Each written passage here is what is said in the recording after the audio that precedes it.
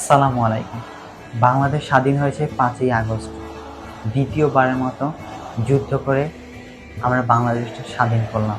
এই যুদ্ধে কিন্তু আবু সাঈদ, মুগ্ধর মতো আরও অনেকেই কিন্তু শহীদ হয়েছে।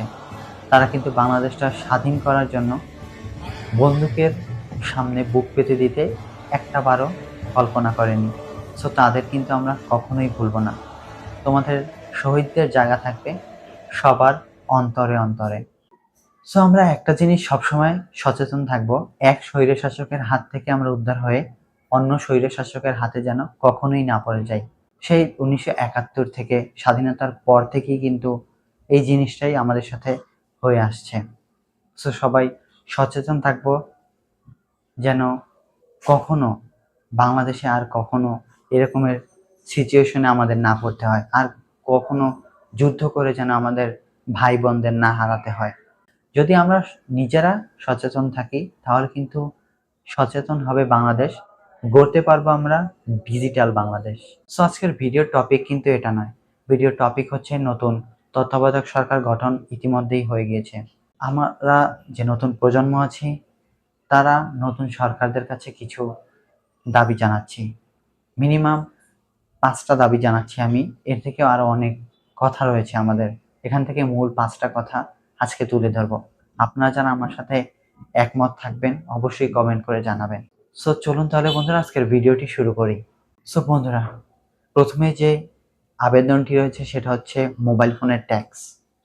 বন্ধুরা, একটা মোবাইল ফোন কিন্তু আমাদের বাংলাদেশের মার্কেটে কিনতে গেলে অনেক টাকা ভ্যাট ট্যাক্স দিতে হয়।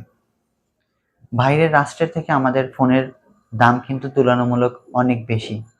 যারা বাইরে থেকে ফোন কিনে ক্রয় করে নিয়ে আসেন তারা অলরেডি গেস করতে পারবেন যে বাইরে থেকে আমাদের বাংলাদেশের ভ্যাট ট্যাক্সের কারণে ফোনের দাম কতটা বৃদ্ধি এবং বাড়তি টাকা নেওয়া হয়। বাংলাদেশে অনেক মোবাইল ফ্যাক্টরি কিন্তু ম্যানুফ্যাকচারিং শুরু করেছে। সো তখন কিন্তু আমরা আশ্বাস পেয়েছিলাম যে হয়তো বাংলাদেশে মোবাইল তৈরি করলে অনেকাংশেই আমাদের সেই টাকাটা কমে যাবে। কিন্তু না, সে আগের মতোই কিন্তু মোবাইল ফোনের দামগুলো রয়ে গিয়েছে। আপনার আমার কিন্তু উপকার হয়নি। তাহলে এই উপকারটা কার হলো সে জিনিসটা কিন্তু লক্ষ্য রাখতে হবে। আমরা সাধারণ ইউজার যারা রয়েছে তারা যদি কম বাজেটের ফোন ইউজ করতে না পারি তাহলে আমাদের এই ডিজিটাল বাংলাদেশ থেকে কি বা লাভ হলো। সো আশা করি এই দিকটাতে আমাদের নতুন সরকার অবশ্যই খেয়াল করবে এবং নজরে রাখবে যেন মোবাইল ফোনের এই বৃদ্ধির ট্যাক্স, ভ্যাট ট্যাক্স এগুলো অনেকাংশ কমিয়ে খুব সহজেই কম প্রাইসের ভিতরে আমাদের ইউজারের কাছে যেন পৌঁছে দিতে পারে। তারপর রয়েছে পিসির যে যন্ত্রাংশ রয়েছে বা পিসির যে কম্পোনেন্টগুলো রয়েছে সেটার উপর ভ্যাট ট্যাক্স। বন্ধুরা, কম্পিউটারের প্রোডাক্টের যদি ভ্যাট ট্যাক্স বাড়তি থাকে তাহলে কিন্তু অনেকাংশে আমাদের সেই বাড়তি টাকা দিয়ে কম্পিউটার কম্পোনেন্টগুলো ক্রয় করতে হয়। আমি মনে করি কম্পিউটার যে কম্পোনেন্ট অথবা যন্ত্রাংশ রয়েছে সেগুলোর উপরে ভ্যাট ট্যাক্স পুরোটাই বন্ধ করে দিলে সব থেকে ভালো হয়।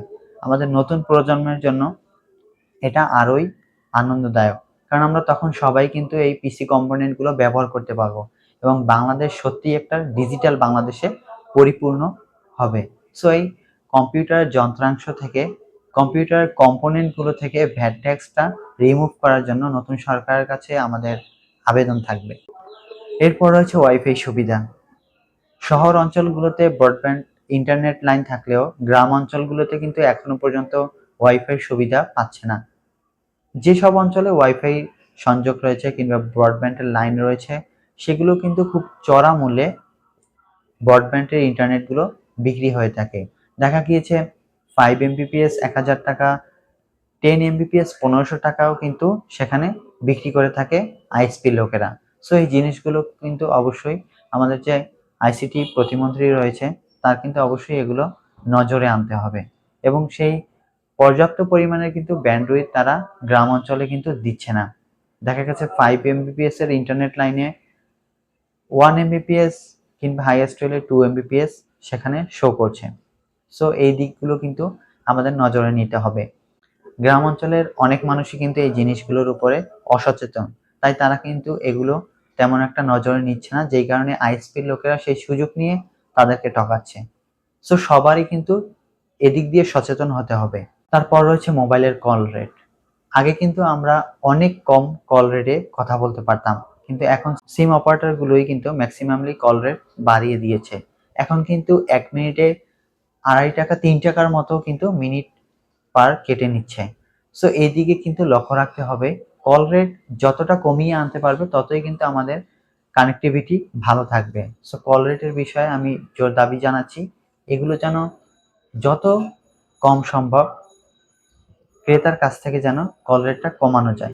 এরপর হচ্ছে সিমের যে ইন্টারনেট রয়েছে অথবা মিনিট প্যাক রয়েছে সেগুলোর ব্যাপারে।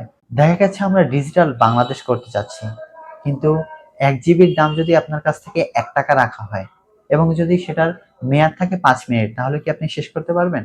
আদৌ না। এই জিনিসটা কিন্তু এখন সিম কোম্পানিগুলো আমাদের সাথে শুরু করেছে। ইন্টারনেটের দাম কমালেও কিন্তু তার নির্দিষ্ট মেয়াদ কিন্তু তারা বাড়তি দিচ্ছে না।